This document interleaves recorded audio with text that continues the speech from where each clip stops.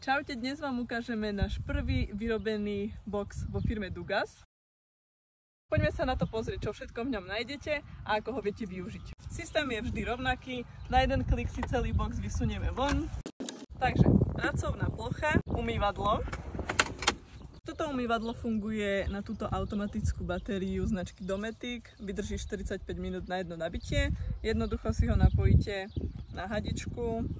Vodnú nádrž máme dole pod umývadlom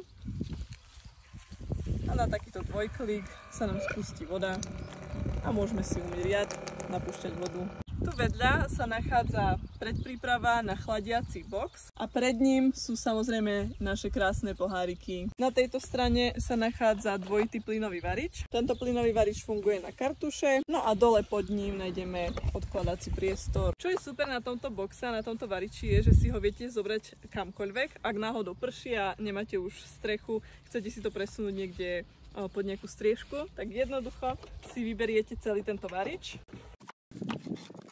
Takže si môžete variť naozaj kdekoľvek. Vzadu máte ešte odkladací priestor, buď na výbavu vašej kuchyne, alebo oblečenie, vaše osobné veci. No a tu hore nás samozrejme čaká aj spanie, aby sme sa po dobrej večeri mohli aj dobre vyspať. Takže poďme si túto posteľ poskladať. V prvom rade si potrebujeme dať prednú sedačku úplne dopredu a zadné sedačky si úplne sklopíme. Teraz môžeme začať stavať posteľ.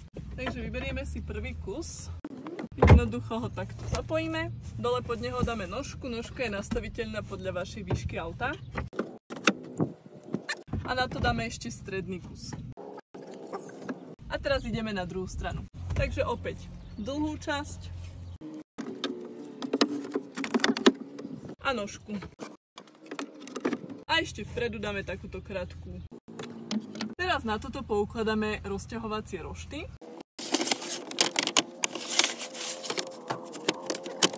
A vieme si ich samozrejme aj pekne roztiahnuť na celú šírku nášho auta. No a na vrch si položíme už iba 4 alebo 8 cm madrac. No a teraz sa už iba pohodlne a sladko vyspíme. Poďme si túto posteľ rovno aj vyskúšať.